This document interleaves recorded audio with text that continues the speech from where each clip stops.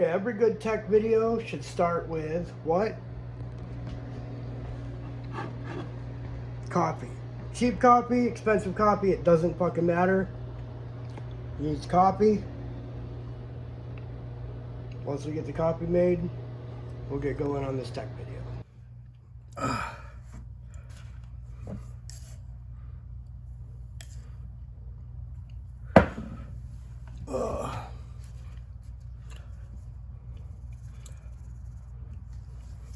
Kind of want to get started pretty quick here, so make a cheapo cappuccino-ish, whatever the fuck it is. It's gonna be sweet. It's gonna wake me right the fuck up. So, all right, copy's made. One of the benefits of working at my job is I get to sometimes come across really cool stuff that I get to sometimes buy. This is, oh God, I would want to say it's probably 18 inches deep. Not even, probably 15. And it's a little bit deeper than my my 12-inch servers that are right here. As you can see, this computer is only 12-inch, and my rack is 21 inches deep. So the new server goes to about here.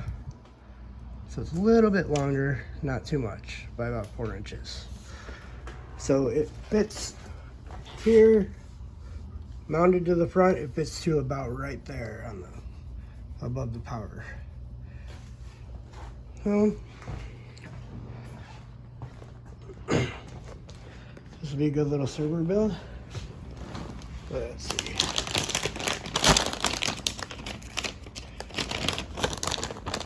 So this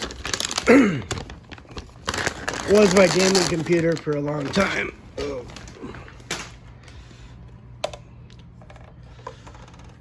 But what's cool about this case is I could take what essentially fits in a desktop PC case and fit it into this slim little here, lighter for context. For size comparison, it's about, so I could fit this board, since there's a desktop PC board inside this case. So we'll switch to the overhead view camera and I'll install it. All right. Well, first I'll show you this. This is an old server case. I removed the back plate already because it's not going to fit the motherboard that I'm using. So this is an old Silicon Mechanics Xeon E5 server chassis, and it's a Supermicro chassis rebranded. It's let's see, curious.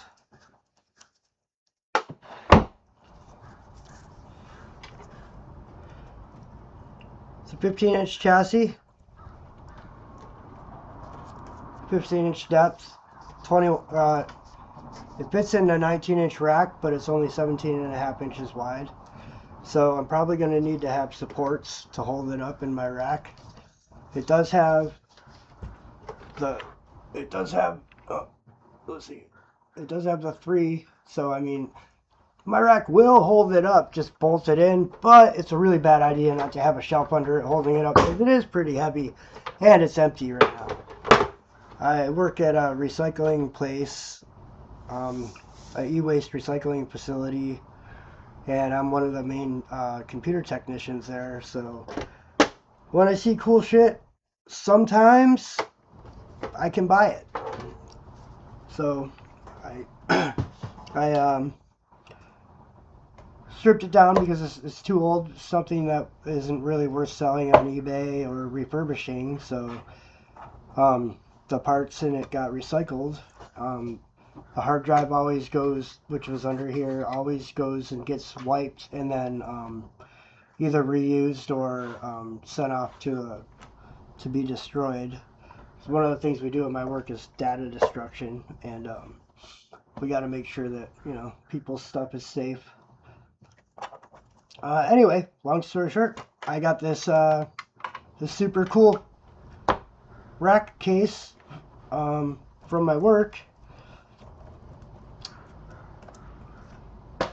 for the price of not much, I can't really say, but it wasn't very costly. Alright, anyway, long story short, the cool thing about this case is it will take an ATX motherboard or a micro ATX motherboard. It's designed for a ITX or a micro ATX motherboard, which is super cool. The back side has a horizontal PCI slot, a flex place for a flex PSU, and you can't fit a desktop backplate in here for a motherboard, so I just leave it open, and it helps for airflow anyway because these are like jet engines. And they're pressure fans, and they're designed to have a CPU with a CPU cooler that doesn't have a fan on it. It's just a big block of metal, and then these push air through, so they're high pressure fans. So high pressure meaning high air pressure, really pushes air through, and they're loud, and they're not really good when you live in one room, but they come out really easy. But this is the first part of this video, so this is a motherboard and CPU I'm going to be using. It's a Z5 or Xeon E5 2696 version 4. Here, let me see if I can get that. It's a Dell OEM CPU, and it's clocked about 0.2 higher than the 2699 V4. So this is the best, the beast of the beast when it comes to the Xeon E5 series. It's 22 cores, 44 threads CPU. Anyway, kind of just wanted to show you all how this fits. I'll eventually be replacing this 350 watt power supply with a 500 watt power supply. And let me see, get that in there. It is a tight fit because this case was not designed, well, it wasn't designed for this motherboard, it was designed for a Supermicro motherboard. So the audio jacks push up a little tiny bit on this right here. But I just line up the screw holes, and it should just mount pretty nicely, pretty easily right in there. One of the cool things about being the tech where I buy the thing from, where I bought the case from, is I got to save the motherboard screws. Because everybody knows that builds computers, all posts are not the same threads when it comes to motherboard mounts.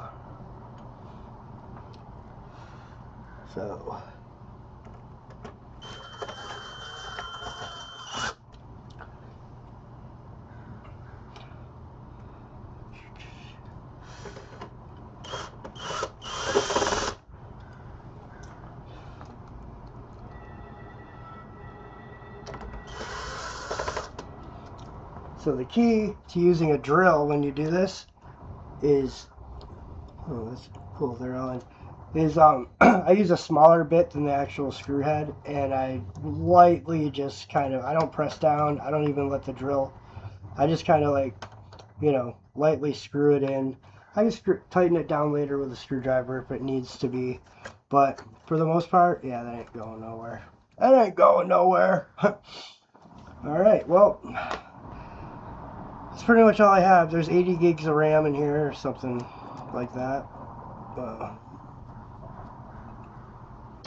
Anyway, yeah, I'm going to put a Quadro P4000 right here, sideways.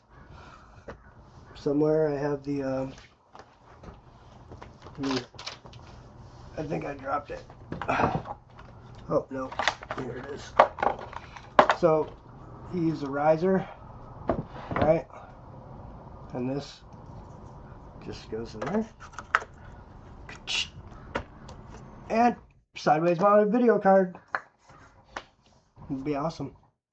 Alright, well, that's it for now. Hopefully, when I get some more parts, I'll make another video.